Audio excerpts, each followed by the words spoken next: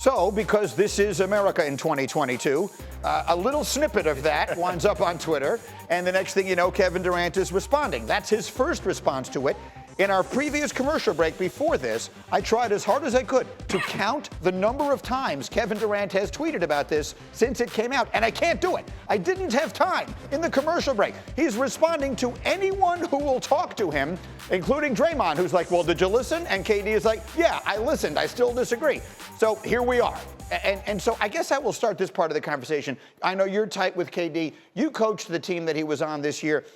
What is it about Kevin Durant, who is clearly one of the all-time great players and one of the defining players of this generation and could be doing absolutely anything, one assumes, with his time, that what it seems he wants to be doing right now is sitting on Twitter and just arguing with anyone who will send a tweet at him? Well, no, Kev spends a lot of time on the court. You know what I'm saying? He trains all the time. He's always working out. He's always trying to improve his craft. And in his off time, he goes back home and relax and chill, play video games, or check Twitter, as we see now. But that's what he does, man. He's always like training and focusing on basketball, and that's how he does it. So I think that Greeny, part of it's the new wave, Greeny. Yeah, exactly. Well, look, I mean, at the end, you see the question on the screen. It's accessible. Yeah. The whole world is accessible, but just because people can talk to you doesn't mean you have to pay attention to it or respond. Greeny. That having said, Greeny. Yeah. Ball is life for some people. Right. No, I don't think people really understand this VC and stat.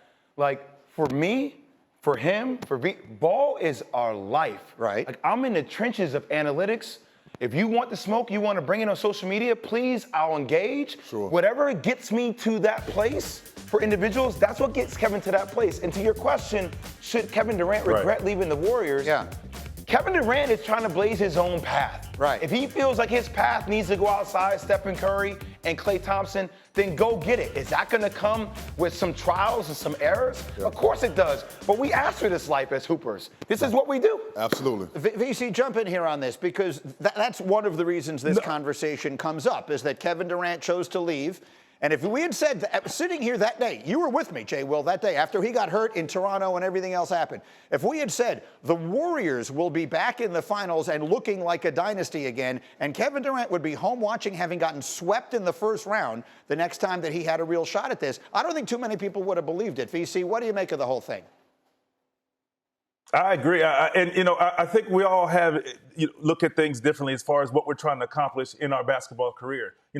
At this age, if I'm still playing, I'm trying to win a championship. And Kevin Durant wanted a championship because every show that you turn on, because obviously he's always watching, we're talking about he's great, but what? He doesn't have a championship. So some of these guys chose to do that. LeBron was blamed for when he left to go to Miami to win a championship. And of course, he was able to win multiple championships, but Kevin Durant did that and he won his championship. So he got that out of the way. Now he's like, his goal now is to accomplish that on his own. So he wanted to move on, and that's what he wanted to do. We all see it as, man, just imagine how many championships you would have if you stayed with this Golden State Warriors. And I understand that, just like I understand the decision for guys when they want to move on and try to do it their own way and win it with their own team, because that's the way, that was our formula back in the day. It wasn't like to join a team or whatever. It was to do it on your own.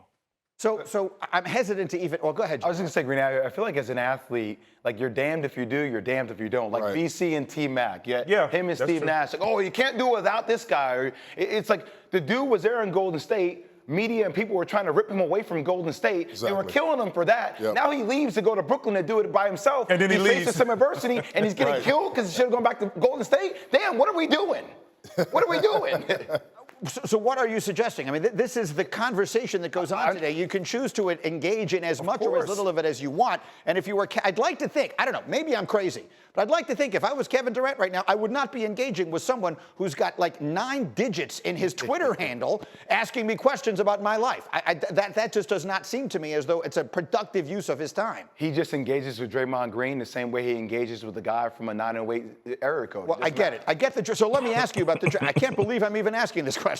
But let's go back to what started all of this here. Yep. So Colin asks him about Steph not winning the MVP, and Draymond, A, credits Kevin Durant like crazy, and then B, says Steph got double-teamed a lot more. I guess I'm asking the question, does Steph get double-teamed a lot more, like when those teams were together and they were great? I don't think so. From what I've noticed this past postseason, with the Nets is that the game plan was to trap Kevin Durant every chance they got. Right. So once he crossed half court, the trap came. Whenever he caught the ball, the trap was there. So there's always a double team for Kevin Durant, and there's only 5 guys on the court, so you can't double both guys, right, when they both play together.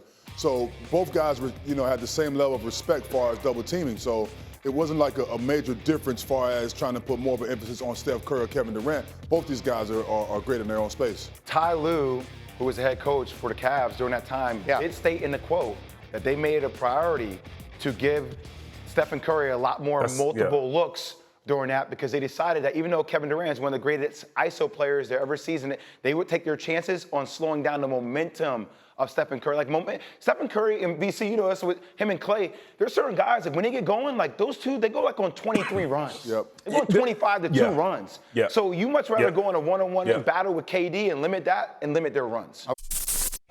Thank you for watching ESPN on YouTube. For live streaming sports and premium content, subscribe to ESPN+.